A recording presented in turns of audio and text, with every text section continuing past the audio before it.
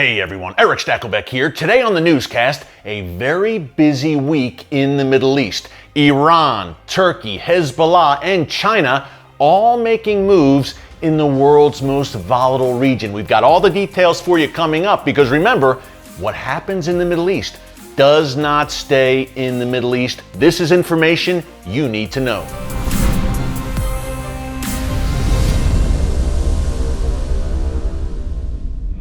Hey folks, Erick Stakelbeck here. Welcome to the Watchman Newscast. Lots of moving and shaking in the Middle East right now. The chess pieces, the prophetic chess pieces, are moving on the board, and we've got some breaking news updates for you. How about Iran and China on the verge of a major deal? Hezbollah, more proof emerging that Iran's most dangerous proxy is storing rockets and missiles for use against Israel in civilian areas in Lebanon. And then there's Turkey, under the radical President Erdogan, breathing new threats against Israel. We're going to get into it in a minute. Before I do, I just want to encourage you to subscribe to the Watchman News channel right here on YouTube, and be sure to click the notification button so you get alerts every time a new video is posted. Remember, we've got the Watchman Newscast every Tuesday and Thursday, plus we are airing clips right here on YouTube from our weekly Watchman television show, which you can catch on TBN every Thursday and Friday if you live here in the United States. If not, catch the show right here on YouTube. Be sure to subscribe. Okay, let's get into it. A tumultuous week in the Middle East, the world's most important, most pivotal region. Hey, you may have missed some of these very important developments, folks, because capturing the headlines yet again is this resurgence, obviously, of COVID-19. Here in the United States, where I'm sitting, there continues to be some serious civil unrest. But in the meantime, in the Middle East, the world's, again, most important region, I do not say that lightly, because what happens in the Middle East does not stay in the Middle East. Events in that region profoundly affect all of us, no matter where we live. Major moving and shaking. Let's start with Turkey. I mentioned at the top that Erdogan is up to his old tricks yet again. Late last week, Recep Erdogan, the radical Islamist president of Turkey, viciously anti-Israel, declared that the Hagia Sophia Museum in Istanbul would now be converted into a mosque. Why is that important? A little bit of a history lesson. In 1453, the Ottoman Turks, the Ottoman Empire, remember, Turkey was the base. It was led by the Turks. They conquered Constantinople, the Byzantine Empire. They conquered the capital, Constantinople. They converted the Hagia Sophia Cathedral, which was about, I think, 1,100 years old at that point. They converted it into a mosque. It was a mosque for about 500 years. Then in 1935, under what was, believe it or not, a secular government in Turkey. It's obviously gone in the opposite direction under Erdogan the past 18 years, but it was a solid secular government in Turkey. They said, look, we're going to have the Hagia Sophia be a museum, not a church, not a mosque anymore, kind of neutral, just a museum. It was once a cathedral, then a mosque. Now it's a museum that all people should be able to come and visit. So for nearly 100 years, Hagia Sophia in Istanbul, which used to be Constantinople until the Ottomans conquered it, it is now known as Istanbul. It was a museum. Erdogan changed all of that late last week, folks. He declared that the Hagia Sophia would be reconverted back into a mosque. Now, this obviously caused outrage among Christians around the world, in particular Eastern Orthodox Christians. They're in disbelief that Erdogan would do this, but they really shouldn't be, because this has really been his MO. Again, Erdogan is someone who comes out of that radical Muslim Brotherhood mold. His AKP party in Turkey is essentially the Turkish branch of the Muslim Brotherhood. This is who he is. This is what he does. It's not like Istanbul needed another mosque. I mean, there are so many mosques in Istanbul, it's tough to keep track, but this was a message by Erdogan to the Western world that this is who we are, this is the direction we are heading in, and although he is a NATO member, Turkey under Erdogan is a member of NATO, ostensibly aligned with the West. I say he's more like NINO, Turkey under Erdogan, NATO in name only, NINO, because he has turned to the East away from the West in a major way into the embrace, as we've detailed again and again here on the newscast, into the embrace of Russia and Iran and Hamas, who he has a very cozy relationship with, does Erdogan. So this was a message yet again to the West. Look, folks, Turkey is gone under Erdogan. Turkey is gone. And as long as he's in power, Turkey is not coming back. It's not coming back into the Western NATO orbit. It's not going to have a strong relationship with Israel any longer. That's been clear. Look, the 1980s and 1990s, Turkey and Israel, great cooperation. 2002, Erdogan comes to power as the president.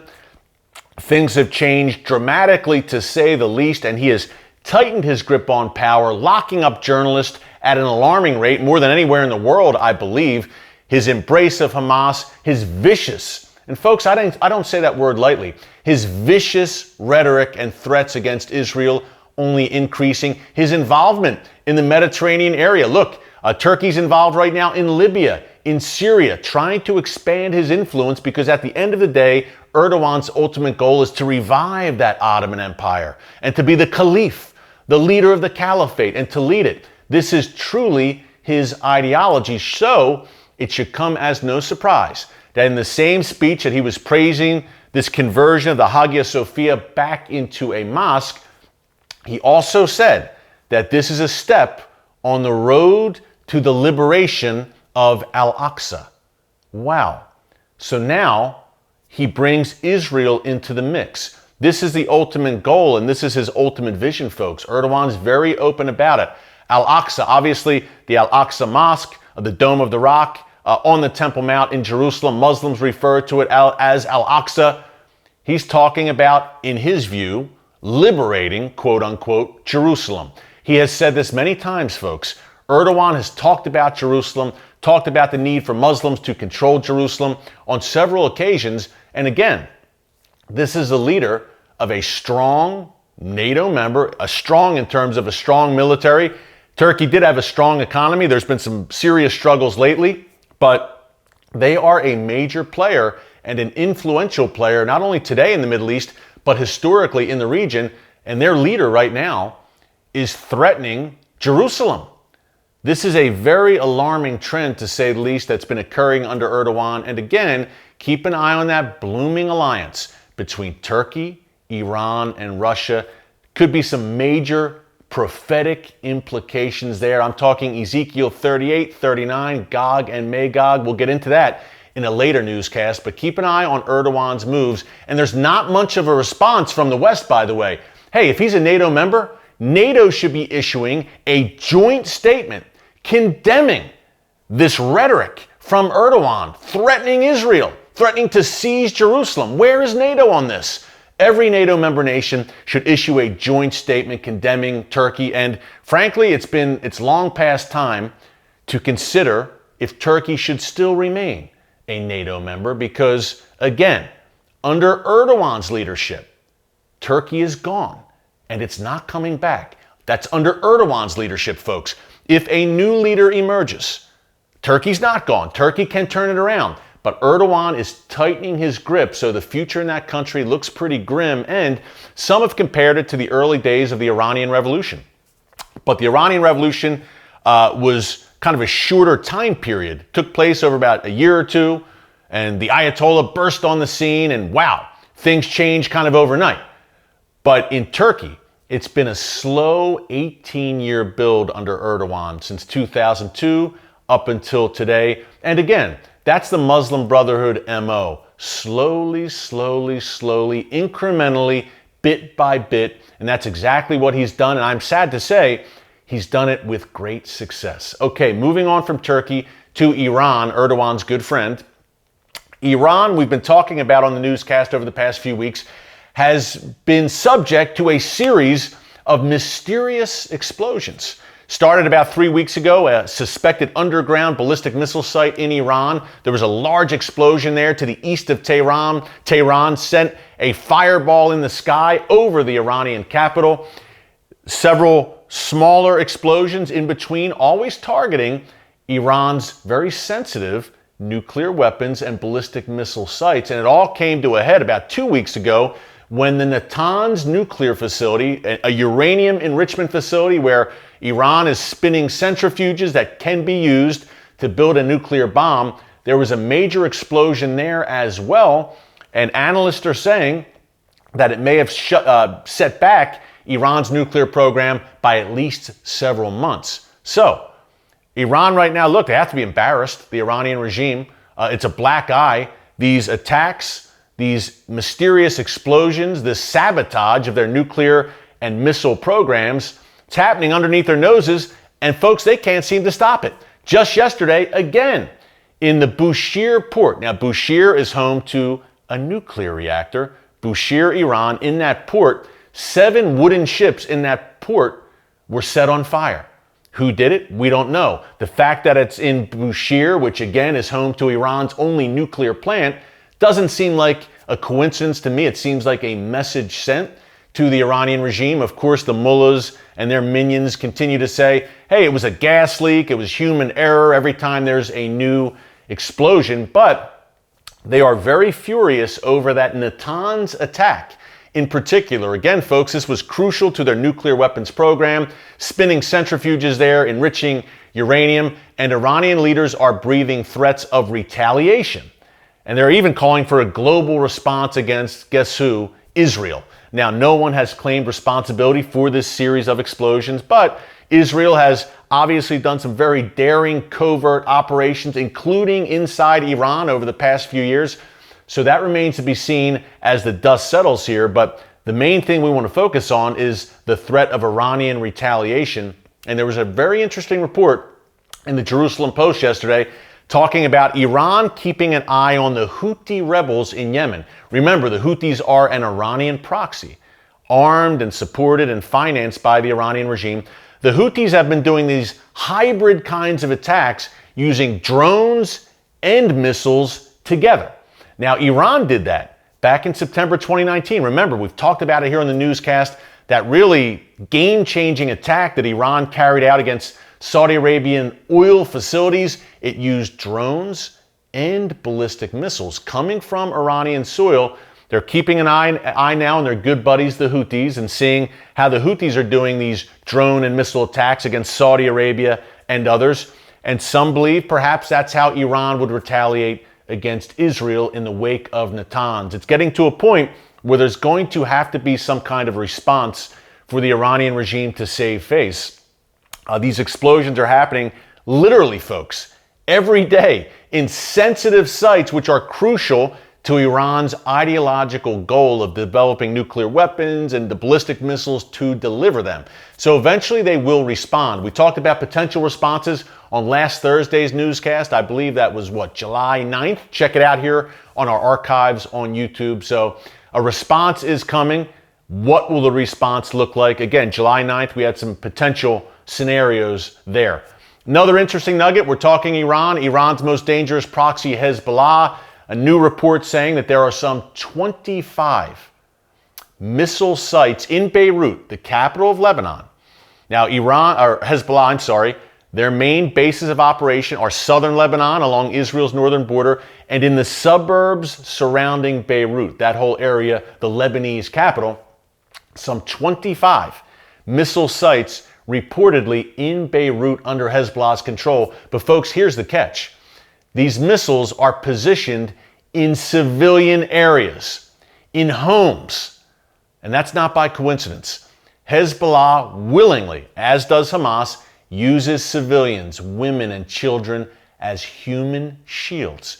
They do the same thing in southern Lebanon, folks. I've been on that border many, many times. And hey, it's a beautiful landscape there. There's many homes dotting southern Lebanon along Israel's northern border.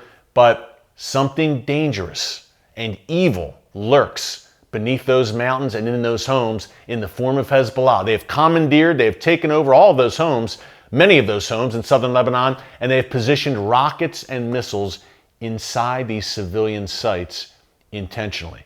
Gives you an idea of when this great northern war comes that we've been talking about frequently here on the newscast, and it is coming. It's a question not of if, but when Israel has to face off against Hezbollah and the Iranian regime in Lebanon, in Syria.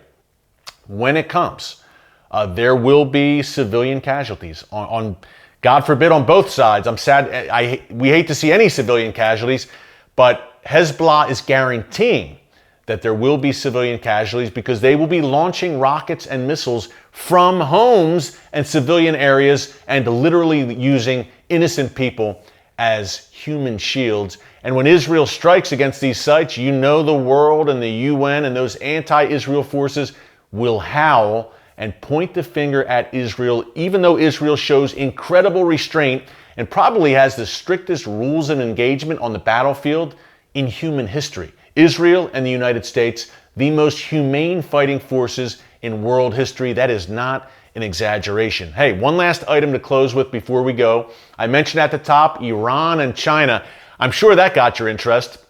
Reportedly, there is a major deal in the works. Details have emerged in the past few days that Iran and China are about to ink a 25-year, $400 billion cooperation deal.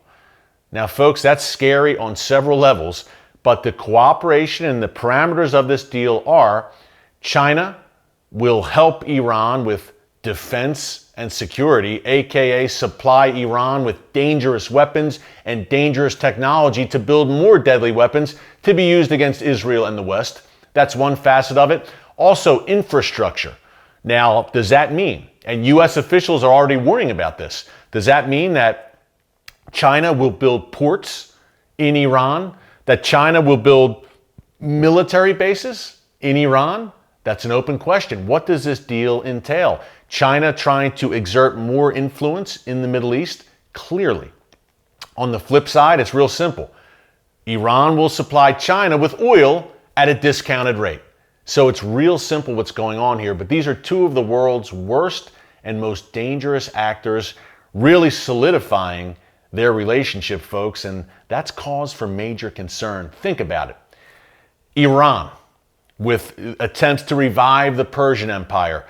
Turkey with attempts to revive the Ottoman Empire and establish a new caliphate. Russia under Putin, right back in the Middle East, perched in Syria, attempting to reestablish Soviet-type domination in the region. And now China, the kings of the East, coming into the Middle East in a major way. They all want to be master of the Middle East. But guess what? There can be only one master of the Middle East and of Israel, and that's the God of Israel, the God of Abraham, Isaac, and Jacob. Folks, he says that Israel is the apple of his eye and that Jerusalem is his city forever. It's the city where God Almighty has written his name. So don't worry and don't fret, because the God of Israel still sits on the throne. He sees the chess pieces moving. He sees all of the players being brought down into the Middle East. And he's on that throne. And you have nothing to worry about. But you do need to know, as a believer, as a follower of Jesus, we are called to be salt and light. So you need to know what is happening in the world. Because if we don't sound the alarm and act as watchmen and watchwomen on the wall, guess what? No one else is going to do it. So here on the Watchman Newscast and on the Watchman television show, we are going to continue to bring this cutting-edge information that you need to know, that you just won't hear anywhere else, certainly not in the mainstream media, for such a time as this. Hey, remember, again, subscribe to the news channel here on YouTube. Catch the TV show on TBN. Until next Tuesday, unless something happens and we bring you a breaking update over the weekend, who knows? Until then, God bless you. And remember, never hold your peace.